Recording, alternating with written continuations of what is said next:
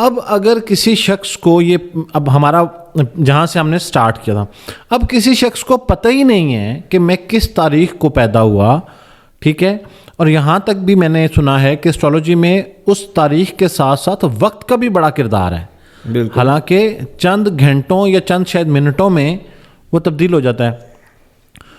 تو اس سے تو لگتا ہے کہ شاید 10% لوگ ہی یہ صحیح بتا سکتے ہوں گے کہ میں کس تاریخ کو پیدا ہوا ہوں اور میرا وقت کیا تھا. اس میں 2-3 باتیں ہیں.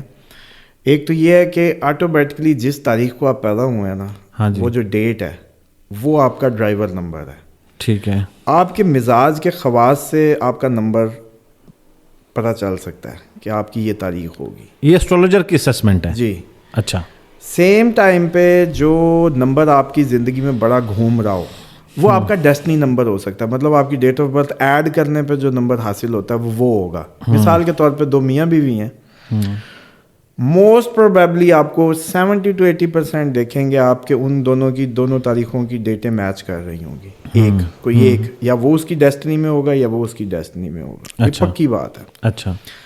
اسی کے ساتھ ساتھ جو نام کی دنیا ہے، نام بھی یہ کہتا ہے کہ جو جس اس ٹائم پہ پیدا ہوا، جو اس کا وہ بنے گا، سائن بنے گا یا وہ جو نمبر رولنگ پلانٹ کا ہوگا، نام بھی پاسبلٹی ہے کہ وہ ہی رکھا جائے، وہی رکھا جائے. اسی لیے عموماً میں نے دیکھا کہ ہم جب نام چینج کرنے کی بات کرتے ہیں تو جب ہم برتھ چارٹ دیکھتے ہیں تو برتھ چارٹ میں بھی ایسا محسوس ہوتا ہے کہ یہ جو نصیب برتھ چارٹ لے کے پیدا ہوا تو نام بھی پھر ویسا ہی رکھا گیا.